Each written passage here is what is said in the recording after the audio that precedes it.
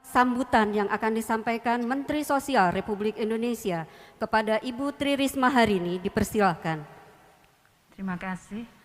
Assalamualaikum warahmatullahi wabarakatuh. Waalaikumsalam. Selamat siang, Shalom, Om Swastiastu, Namo Buddhaya, Salam Kebajikan, Rahayu.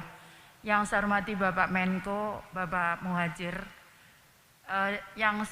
saya hormati teman-teman semuanya. Saya mohon maaf, saya selalu kalau dengan tim saya katakan teman-teman saya, karena saya berusaha tidak menjadi kaku sehingga dengan saya lebih nyaman. Teman-teman saya semuanya di Kementerian Sosial dan ada teman-teman saya juga dari Surabaya dan rekan-rekan media.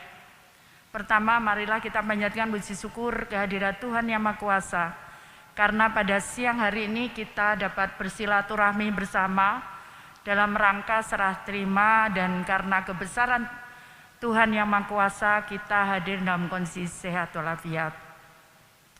Yang kedua, saya mengucapkan matur nuwun Bapak Menko yang telah berkenan, dan tadi saya bersama-sama di sini diantar takut saya. Ya. Matur nuwun Pak Menko. Saya juga tadi masih kaget-kaget. Sopo iku Kemensos ya, Menteri Sosial sopo gitu, karena di pikiran saya masih wali kota Surabaya. Saya ingin menyampaikan teman-teman semuanya kepada teman-teman semuanya.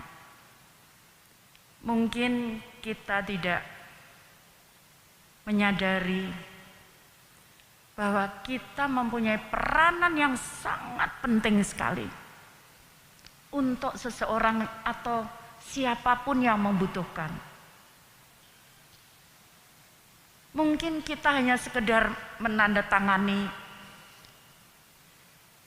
berita acara apa, bantuan apa, namun yang diberikan bantuan mereka sangat luar biasa senangnya. Coba kita bisa bayangkan. Mungkin yang kita bantu tidak terlalu banyak, misalkan 100.000. Bagi kita mungkin 100.000 apa? Tapi bagi seseorang itu 100.000 itu menjadi luar biasa. Teman-teman berdirinya santai aja, kok berdiri tegap, bikin kok kesel kabeh, ya capek semua nanti. Jadi saya ingin menyampaikan, kenapa Bu Risma kenapa tahu? Karena saya sangat mendalami, mulai anak jalanan, mulai di Surabaya tuh ada 1.300 orang gila yang dibuangi hampir 98% itu bukan orang Surabaya. Sudah sembuh saya pulangkan, balik lagi Bu, saya diusir katanya. Udah ikut saya aja Mbak, saya bilang gitu.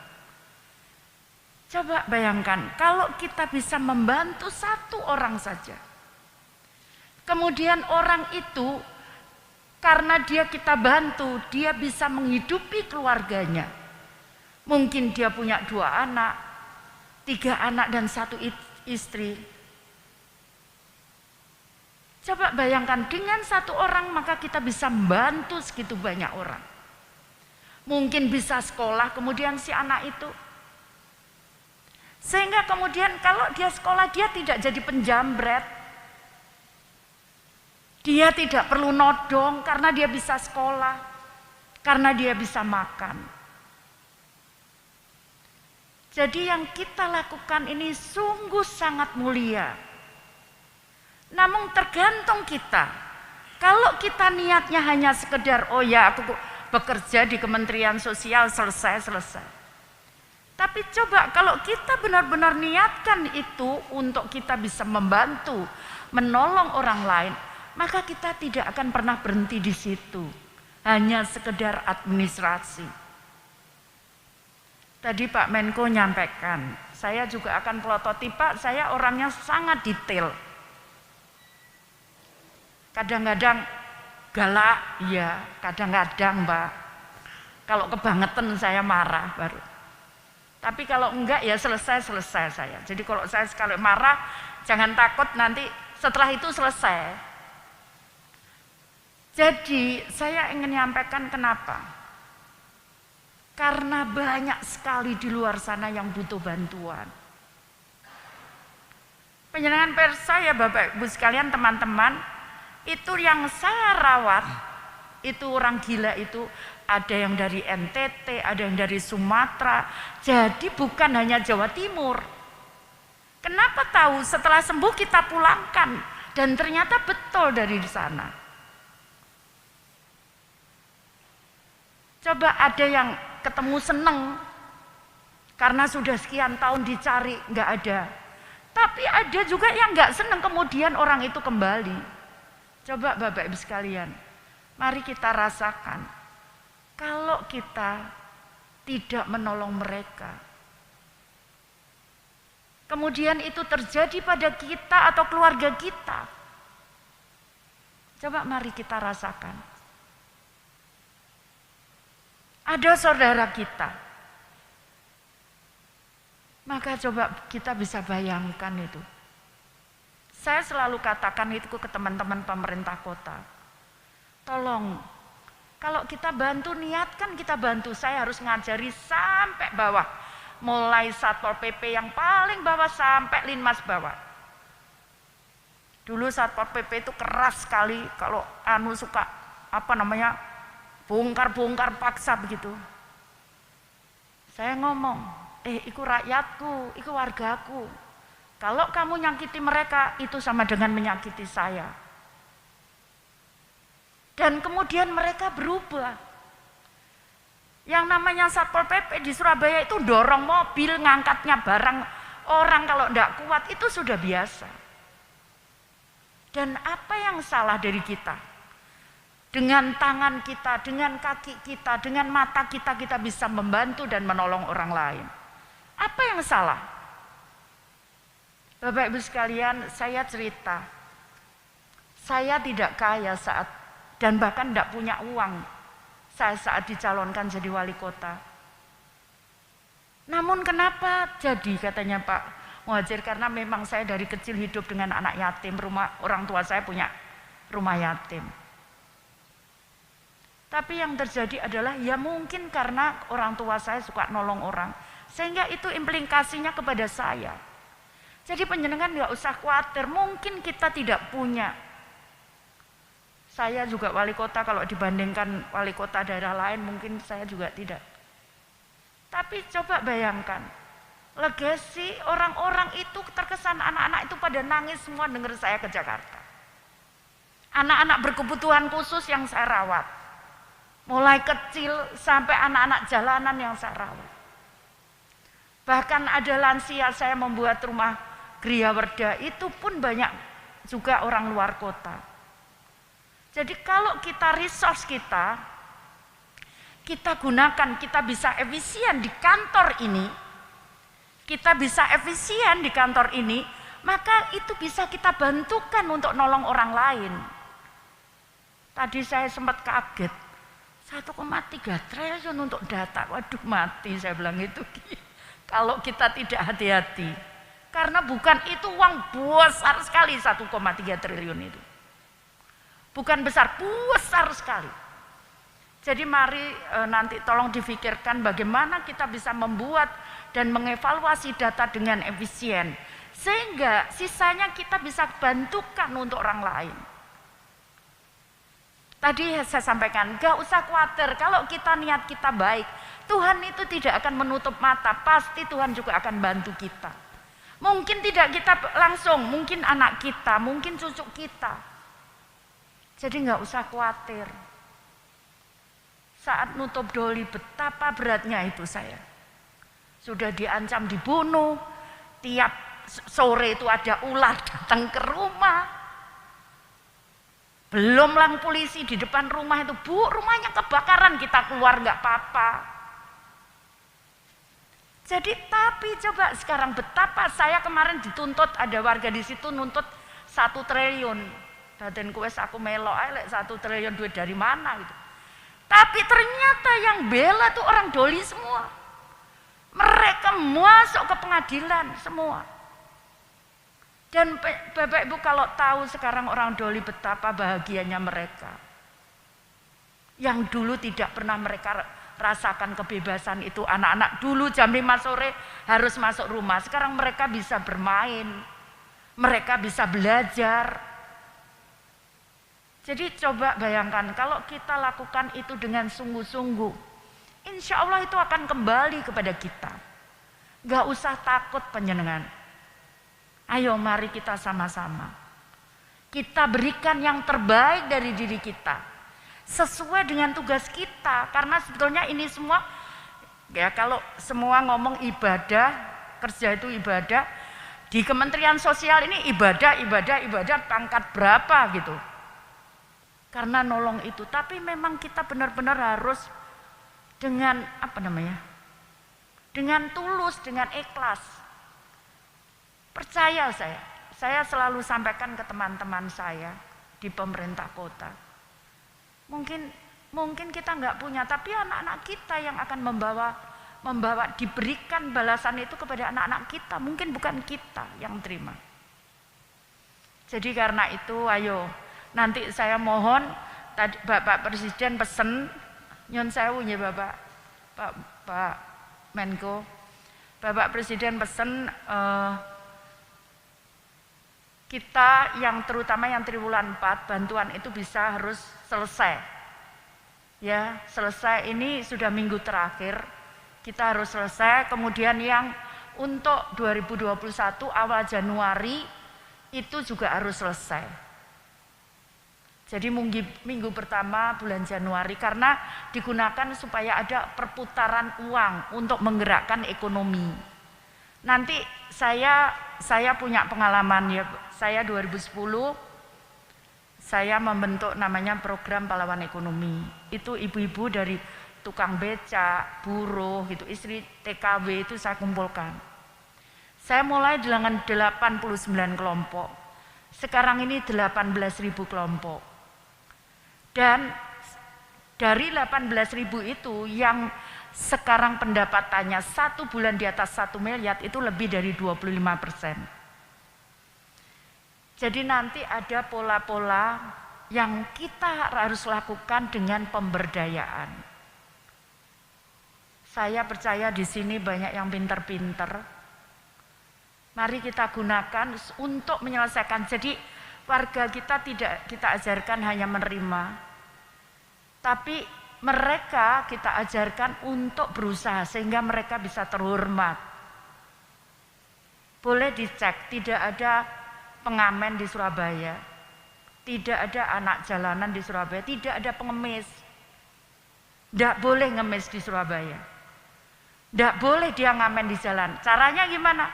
Saya bayar dia ngamen di Taman Dian, kita bayar pemerintah kota, tapi bukan di jalan. Coba kita bisa bayangkan kalau di jalan-jalan itu banyak pengemis. Coba kita bayangkan. Orang dari negara lain ngomong apa ke kita? Ke negara kita. Coba bayangkan. Itu bisa ya kita ajarkan, kita baca bahwa mereka kalau mau dapatkan rezeki ya harus bekerja. Bukan minta-minta. Nanti akan larinya ke sana. Saya berharap nelayan itu cuma dibantu memperbaiki perahunya aja senengnya ampun. Senengnya ampun mereka. Seringkali kita tidak menyentuh di situ. Saya juga, masa ya kita tega. Saya pernah jalan, makanya saya ngomong, Pak nanti foradernya di belakang Pak, saya sampaikan. Kenapa? Soalnya kalau saya lihat sesuatu saya berhenti. Pernah di sini sampai muter saya 3 kali. Orang itu kenapa ya tidur dekat sampah? Muter saya 3 kali. Terakhir aku enggak kuat, enggak bisa aku turun. Kenapa? Ternyata dia kelaparan. Kemudian orang itu kelaparan, saya nitip di warung sebelah untuk di sini di Jakarta. Kemudian saya nitip uang itu di warung itu. Orang itu dikasih makan sama warung itu. Cobalah. Coba. Nah, karena itu kalau kita bisa bantu, kalau kita bisa efisien di operasional kita, maka kita bisa bantu sisanya ke orang-orang tadi yang membutuhkan. Bagaimana mungkin sekarang kalau dia sendiri, data itu dia sudah mungkin sudah sekian tahun dia keluar dari daerahnya. Mungkin nggak bisa nerima bantuan kita berikan. Maka kita harus pikirkan orang-orang yang ini. Belum dia nggak punya rumah, kemudian nggak bisa makan. Maka kita harus pikirkan itu. Mohon maaf Pak Muhadjir, saya bicara karena mohon maaf, jangan sampai nanti saya juga takut jadi menteri ini, nanti saya gak iso mergo masuk surga gara-gara saya keliru jalankan ini. Nanti Risma aku gak iso mlebu waktu kamu jadi menteri sosial, kamu ada yang gak kamu kerjakan katanya. Waduh, saya takut itu, saya gak mau selesai dunia nanti hanya pertanggungjawaban saya pribadi kepada Tuhan. Bukan karena saya ingin menyelesaikan jabatan saya dengan maksimal gitu. Jadi itu, dan teman-teman nggak usah kaget kalau saya datangnya pagi sekali. Itu sudah kebiasaan dari dulu kala gitu. Sejak sekolah saya punya kebiasaan itu, jadi jangan kaget, nggak apa-apa. Kalau teman-teman datangnya pokoknya nggak terlambat aja. Ya. Tapi saya memang suka datang pagi. Jadi enggak usah sungkan sama saya omong sekali di kantor itu saya datang paling pagi, pulang paling malam. Jadi enggak usah sungkan, enggak ada kalau waktunya selesai pulang-pulang, enggak apa-apa. Saya enggak gitu, tapi saya harus menyelesaikan. Tapi kadang-kadang saya berputar dulu. Katanya Pak Menko ini, Bu Risma ojo dirubah. Lah karena saya tidak dirubah, saya juga kerjakan itu karena saya harus cari itu yang tadi saya sampaikan. Mungkin ada yang nggak bisa makan, mungkin nggak bisa tidur, saya harus tangani itu. Jadi saya mungkin mutar. Makanya takut kalau saya nanti forradernya di depan, saya berhenti ketinggalan tuh forrader ngawal sopo. Mohon maaf ya. Ini karena memang saya nggak mau berubah. Saya pengen tetap saya seperti Risma, jadi apapun saya. Ya, jadi saya mohon maaf, saya juga kadang-kadang waduh ini dikei pen, Mbak ini harus dipakai pen ini. Iya saya tuh enggak pernah pakai simbolnya wali kota itu enggak pernah. Kalau enggak upacara saya enggak pernah pakai ini, mudah-mudahan enggak ketinggalan. Terus enggak bisa masuk Pak. Ya. Jadi saya pernah Pak diusir, mana simbolnya wali kota? Pak aku enggak pernah bawa, saya bilang. Ya wes aku pulang gitu. Enggak Bu Risma katanya. Jadi seperti itu ya. Jadi saya ayo mari kita bergandengan tangan. Tidak ada sekat karena tadi kalau kita bisa menyatu begini maka biaya itu akan bisa turun dengan drastis. Percaya saya. Saya mantan pejabat, saya juga mantan wali kota, dan saya detail Pak. Saya wali kota, saya urusi sisamu piro, waduh, iya betul. Kemudian kita buat program lagi apa? Seperti itu. Jadi kalau saya ngurusi, saya nggak akan pegang duitnya, tapi saya pegang catatan nih, gitu. Saya nggak mau pegang duit, saya nggak pernah pegang duit Pak. Tapi saya pegang catatannya, itu pasti saya akan kontrol. Kenapa? Itu kebiasaan saya gitu. Saya mohon maaf kalau itu, karena sekali lagi saya pengen bahwa dengan uang yang itu kita bisa bantu lebih banyak lagi. Itu saja tujuan saya. Saya percaya bisa, teman-teman pasti lebih pintar dari saya.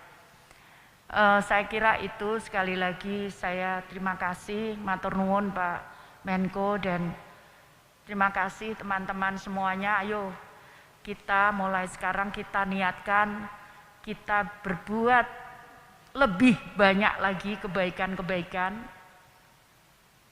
supaya Tuhan juga memberikan perhatian ke kita karena kita selalu berbuat baik.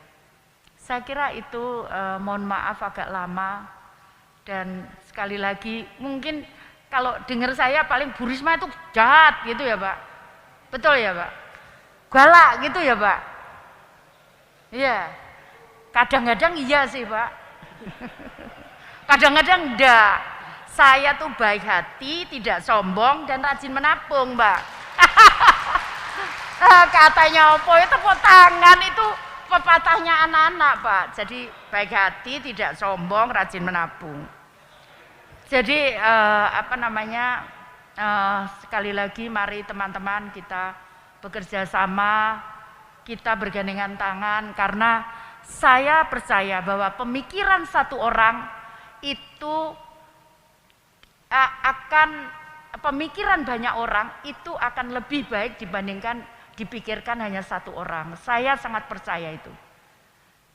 Jadi saling menutupi, saya Bu Risma iki gak iso iki, Bu ini ndak bisa ini gitu. Jadi saling memberikan kekurangan dan kelebihan, dan saya biasa diskusi. Jadi itu sekali lagi teman-teman, terima kasih. Mungkin karena saya masih merangkap wali kota, jadi saya untuk sementara waktu kemarin saya sudah izin Pak Presiden, bagaimana? Enggak apa-apa, sudah Bu Risma pulang pergi. Saya cuman pengen ke Surabaya tuh ngeresmikan jembatannya Bu Erna itu. Saya buat jembatan ada air mancurnya Bu. Sayang kalau saya nggak ngeresmikan itu. Saya cuman pengen pulang itu sama ngeresmikan museum olahraga, karena di situ ada jersinya si Rudi Hartono, ada raketnya Alan Budi Kusuma. Saya pengen ngeresmikan itu untuk anak-anak Surabaya.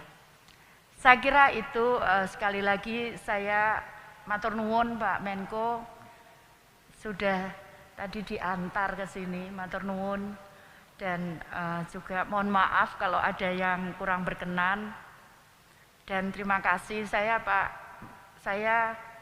Pak Sekjen, saya juga Pak Menko pakai Innova, saya juga pakai Innova saja, ya, saya pakai Innova saja.